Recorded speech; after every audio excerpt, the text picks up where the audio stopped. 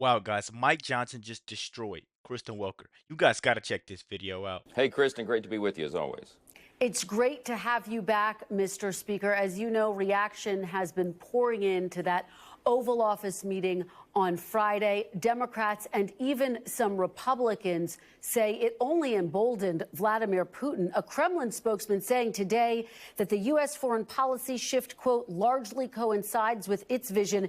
Here was the Wall Street Journal editorial board, quote, Putin wins the Trump-Zelensky Oval Office spectacle. Was Vladimir Putin the winner here, Mr. Speaker?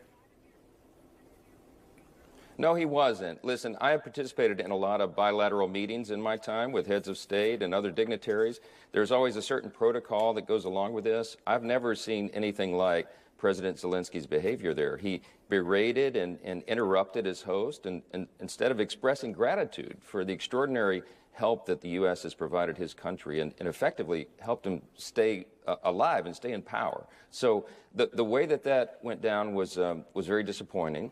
I hope and pray, frankly, that President Zelensky will come to his senses, come back to President Trump, express gratitude as he should, apologize for his behavior there, and accept this mineral rights deal, because that is the best way for us to get to a point of peace over there in that region, and it's in the interest of both countries. Well, I want to play you what you said almost a year ago when you argued in favor of sending more aid to Ukraine. Take a listen. Real quick before we take a listen. If you guys notice, man, they cut off the dual screen when both of them are on there, so you can't see Kristen Welker just constantly just trying to interrupt. You know, she's not listening. She's just trying to find the perfect time when he's finished talking to spread her lies. That's all they do on NBC, CNN. Let's keep going, guys. Let's get this video done. I believe Xi and Vladimir Putin and Iran really are an axis of evil. I think they're in coordination on this. I think that Vladimir Putin would continue to march through Europe if he were allowed. I think he might go to the Balkans next. I think he might have a showdown with Poland or one of our NATO allies. To put it bluntly, I would rather send bullets to Ukraine than American boys. Mr. Speaker, do you still believe that Ukraine is an ally who the United States should support over Vladimir Putin and an axis of evil? Yes, it's pretty absurd for anyone in the media or Democrats to somehow proclaim that President Trump, the White House, or Republicans in Congress are on Putin's side. It's a joke. We understand that he is a dangerous adversary, and he is the one that provoked the war. When we did the aid to Ukraine a year ago, the entire point of that, and I was consistent from that moment until today, the whole point was to position Ukraine for peace talks, to make sure that they could hold the line until President Trump returned to the White House, which we knew was going to happen.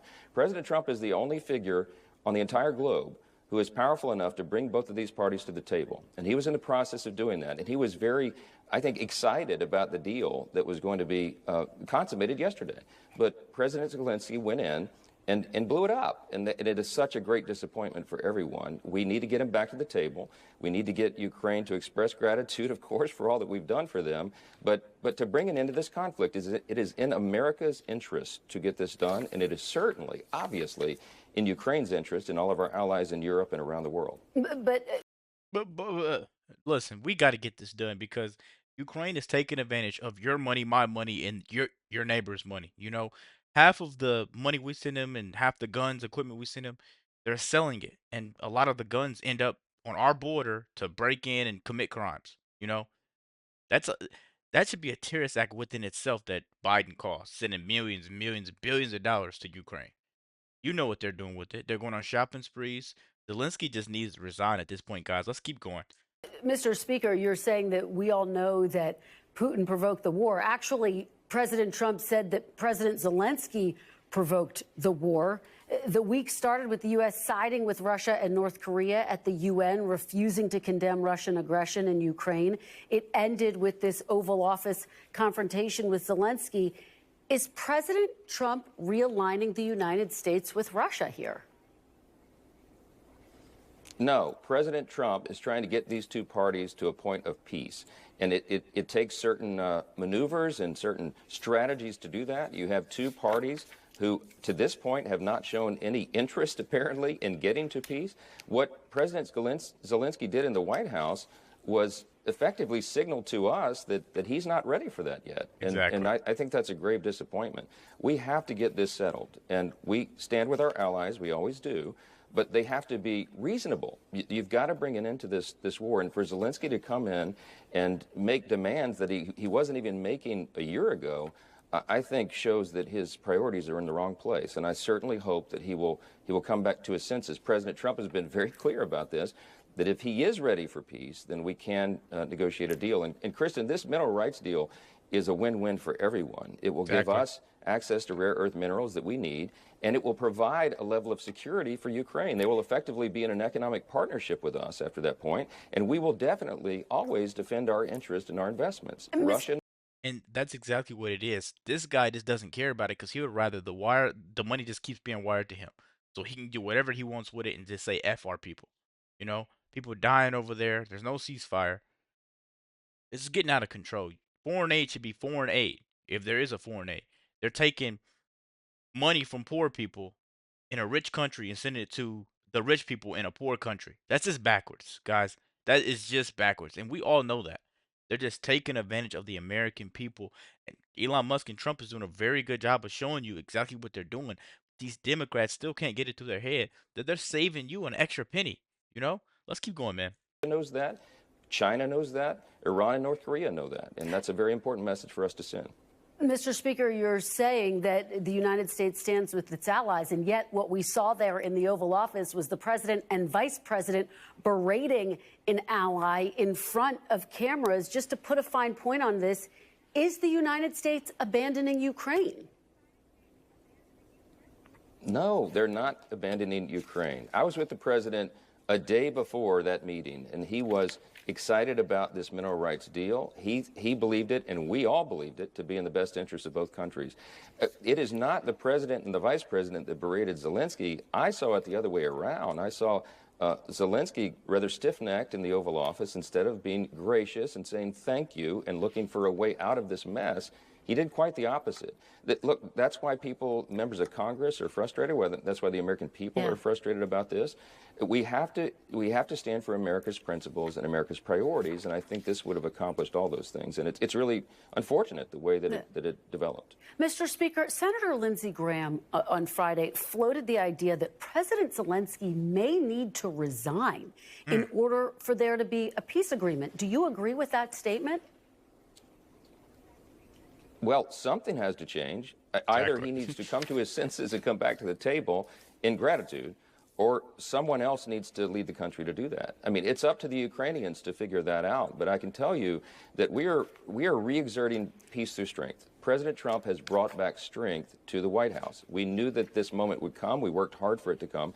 And now it's here. But we need these parties to go along with this. And we need President Zelensky to do what is necessary. This war has drug on far too long.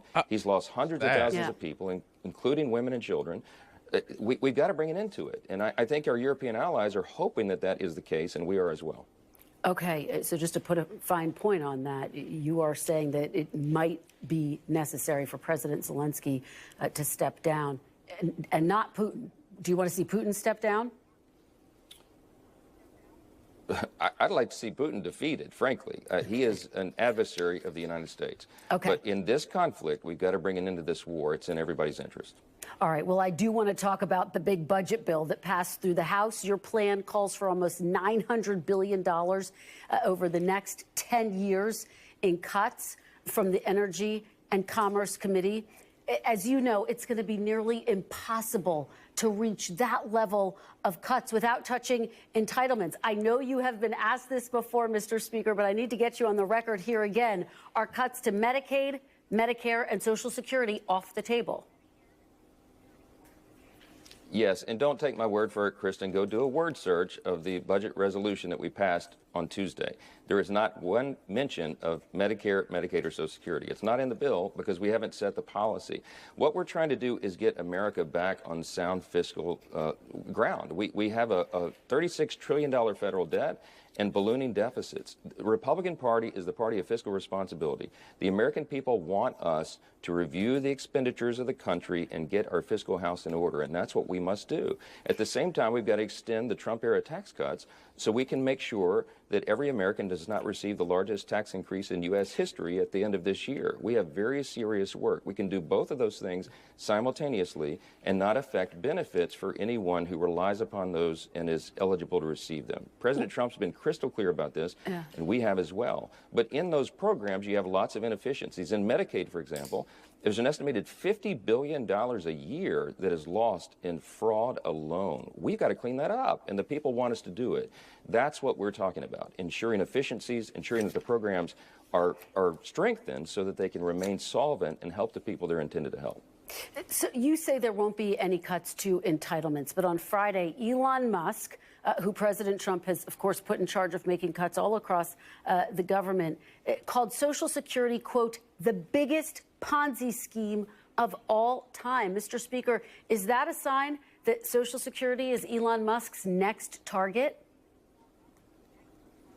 No, well, I've met with Elon.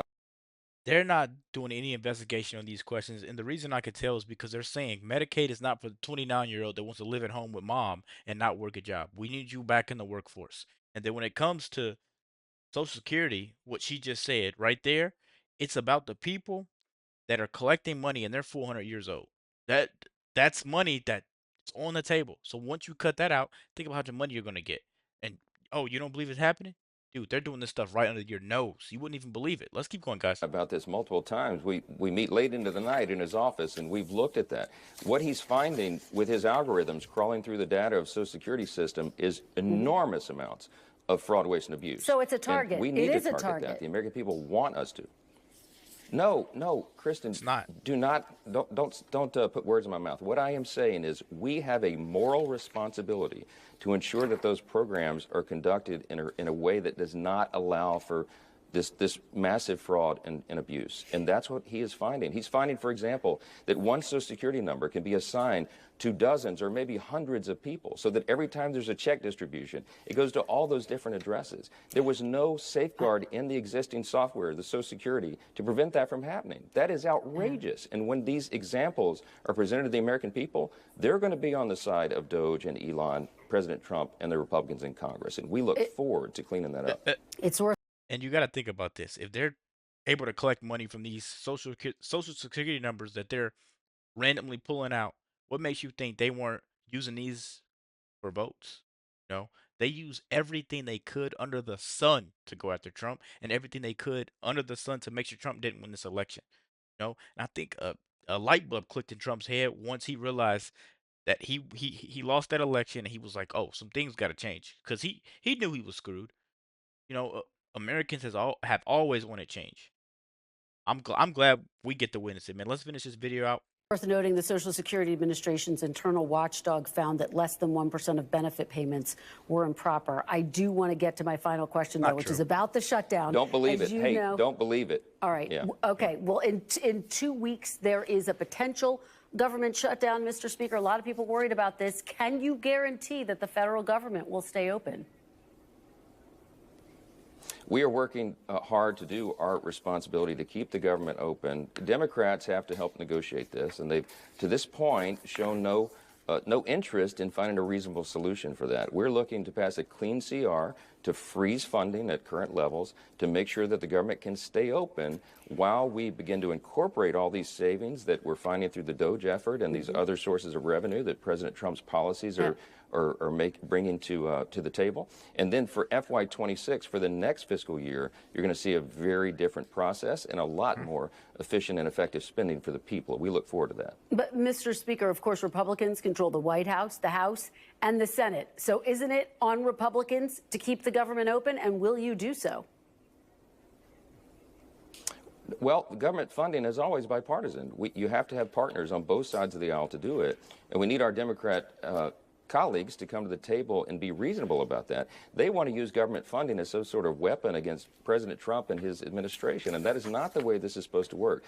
Republicans are going to do the responsible thing. We're going to do our duty and keep the government open, and we're working in good faith, negotiating in good faith with our colleagues in Congress to get that done, and I hope everyone will come to the table and do their job. All right. Covered a lot of ground today. House Speaker. Man, I'm just telling you guys this. I know I talked the majority of the video, but Kristen Welker was out for blood, man. She was a shark looking for blood. But Mike Johnson, he just knows how to articulate himself well. He knows how to stay calm. He knows she was looking for a gotcha question, and he defeated her. Let me know what you guys think about this video. Be sure to like, comment, subscribe if you're new. And as always, let me know what to react to. We're out.